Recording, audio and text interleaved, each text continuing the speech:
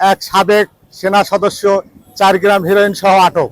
এই সংবাদ সংগ্রহ করতে গিয়ে এক সাংবাদিকের জীবন নাশের হুমকি প্রদান করছে আর এক মাদক ব্যবসায়ী।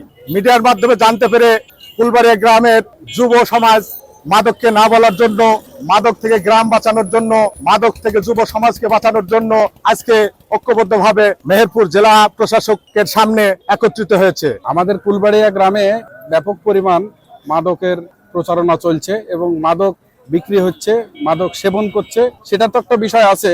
আর আমাদের রাষ্ট্রীয় টাকা দিয়ে অন্য দেশ থেকে মাদক কিনতে হচ্ছে, এটা একটা সব থেকে গুরুত্বপূর্ণ বিষয়। যেমন ইয়াবা, হেরোইন, ফেন্সিডিল, এগুলো তো বিদেশ থেকে নিয়ে আসতে হয়, এগুলো তো দেশের টাকা আমরা বিদেশে চলে যাচ্ছে।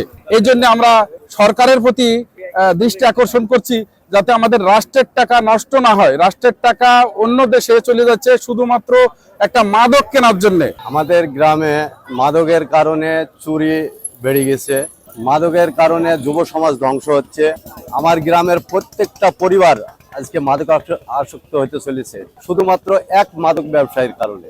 যার কারণে আমরা চাই ফুলবাড়িয়া গ্রামটা, অন্তত মেহেরপুর জেলার আর কোথায় কি হচ্ছে না হচ্ছে সেটা আমার জানা নেই, যেহেতু আমার বাড়ি ফুলবাড়িয়া গ্রামটা অন্তত মাদক মুক্ত হোক।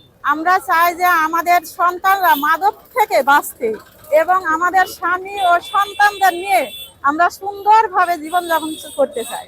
মাদক ব্যবসায়িক যাতে বন্ধ হয় এটা চাই আমরা। এই মাদক ব্যবসা করছে যারাই হোক, মানে আমাদের মতোই তো মানুষ, তারা ব্যবসা করছে, এগুলা যাতে বন্ধ হয় এটাই চাই আমরা। আমাদের ফুলবেড়া গ্রামে ঝুন্তু খাতুন মাদকের ব্যবসা করে ও উনি হয়েছে সবসময়তে আমাদের যুব ছেলেদের মানে কোনো সময়তে শান্তি দেয় না। মানে আমাদের গ্রামটাকে সবসময়তে চাই যে হলো মানে বিদেশ চলে যাক। তো আমরা চাই যে আমাদের ছেলে সন্তান ভালো থাকুক বা সুস্থ থেকে আমরা বাঁচাতে চাই। আপনাদের এইটুকু আমার বলাচ্ছি। আমরা চাচ্ছি থেকে তার একটা ব্যবস্থা নিই, আমরা জানি ভালোভাবে চলাফেরা করতে পারি।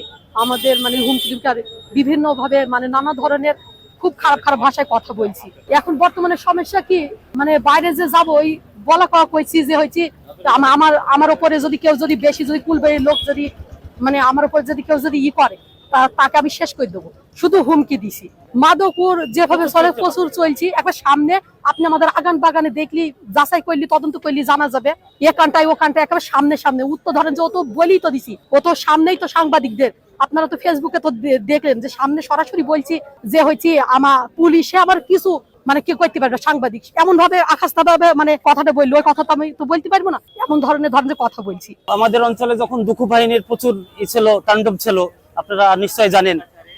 আমাদের গ্রাম অঞ্চল থেকে মানুষ ধরে নিয়ে গিয়ে ইন্ডিয়ায় ধরে নিয়ে গিয়ে মুক্তিপণ নিয়ে টাকা ছাড়তো, দুঃখ বাহিনীর সাথে তার একটা আঘাত ছিল। আমার বাড়ির পাশে নিজেরা করে নামে একটা এনজিও ছিল, এনজিওর একজনকে ওই ঝান্টুর নির্দেশনায় ইন্ডিয়াতে পাচার করে রাতের বেলায় নিয়ে গিয়ে, যে ইন্ডিয়াতে জেল খেটি 24 মাস জেল খেটি ওই নিজেরা করে সেই চাচা বাংলাদেশে ফেরত এসেছে।